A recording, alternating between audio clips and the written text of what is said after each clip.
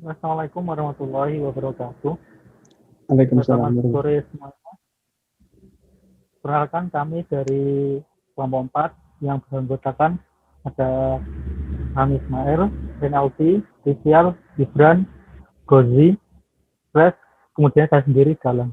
Nah, pada kesempatan sore hari ini, kami dari kelompok 4 ingin menjelaskan sedikit dan yang kami ketahui tentang End Colony Optimization atau yang disingkat ACO.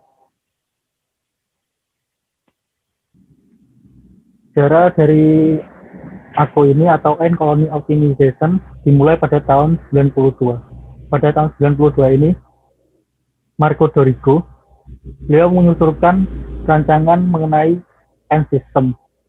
Kemudian tahun-tahun selanjutnya dikembangkan dan pada tahun 96, Wood dan Stazel, mereka menemukan yang namanya Max Min End System. Pada tahun selanjutnya, Max Min End System ini dikembangkan lagi oleh Dorigo dan juga Gambardella. Dan mereka menemukan serta memperkenalkan yang namanya End Colony System. Kemudian pada bencana tahun 2000, Goodyear mengembangkan teori dasar dari ACO atau End Colony Optimization. Pada prinsip kerja ini, End Colony Optimization merupakan algoritma yang mengikuti perilaku koloni semut atau sistem semut.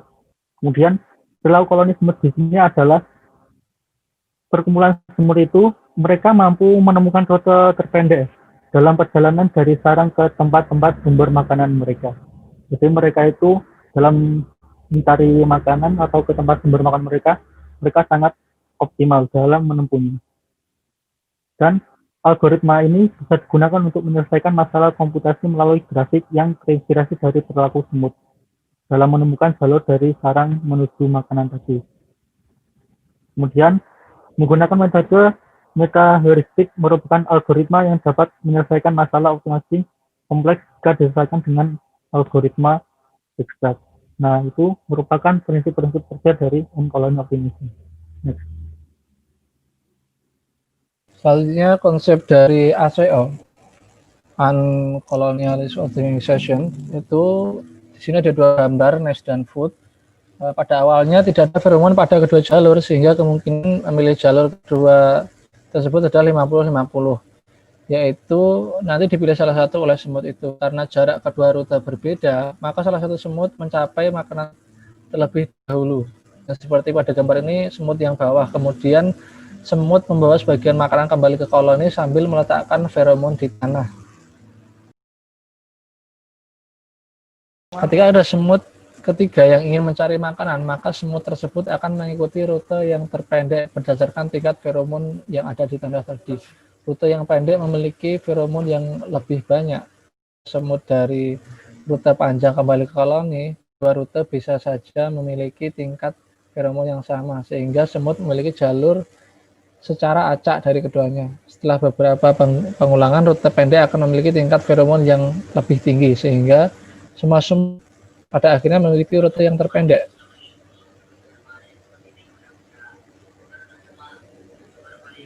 Kesimpulan dari konsep tersebut adalah langkah pertama adalah memilih jalur, yaitu semut memilih jalan dan meletakkan jejak feromon di atasnya.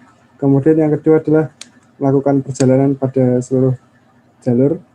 Semua semut akan berjalan di beberapa jalur yang kemudian akan meletakkan feromon yang sebanding dengan kualitas solusi.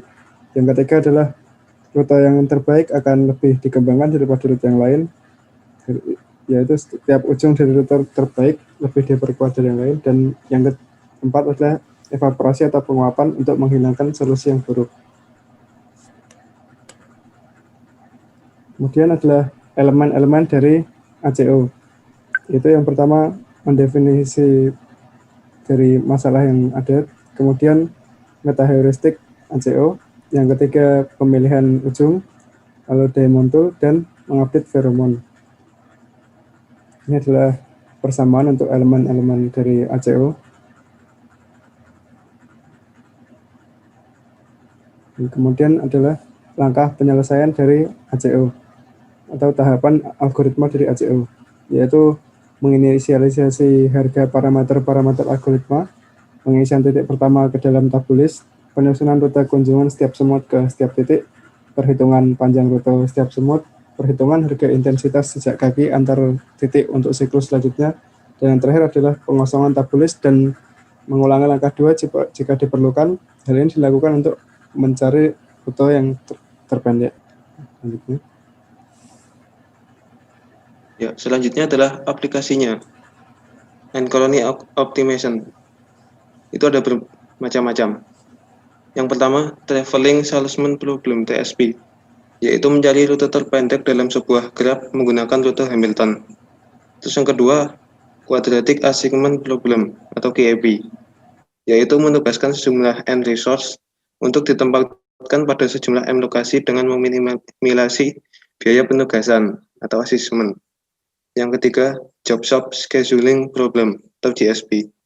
Juga salah satu contoh aplikasi NT, yaitu untuk mencari lintasan sejumlah N pekerjaan menggunakan sejumlah M mesin. Demikian sehingga seluruh pekerjaan diselesaikan dalam waktu yang seminimal mungkin.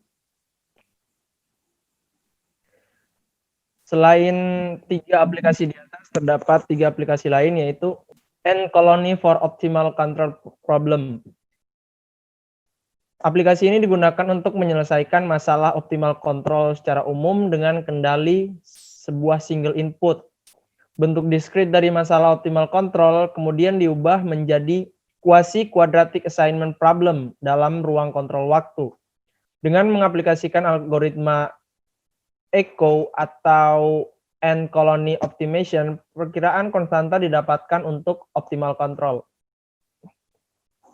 Yang selanjutnya yaitu N-Colony Algorithm in PID Parameter Optimization for Mining Hoist Director Queue Control System. Yaitu ECO atau N-Colony Optimization digunakan untuk mengoptimalkan parameter dari kecepatan kendali PID. Algoritma yang didasarkan pada model kendali torsi direct ini digunakan untuk memenuhi keperluan kendali secara real time. Dan langkah optimasi N-Colony Algorithm digunakan. Ripple dari torsi pada sistem dapat dikurangi, kemudian overshoot kecepatan menjadi lebih kecil setelah parameter kendali PID dioptimalkan dengan ACA atau N-Colony Algorithm, sehingga kestabilan dari sistem mining hoist naik. Yang selanjutnya yaitu aplikasi ECO for Network Routing. ECO digunakan untuk optimisasi jaringan dengan cara memilih rute yang paling relevan untuk mengirim data dari suatu sumber menuju penerima secara efisien.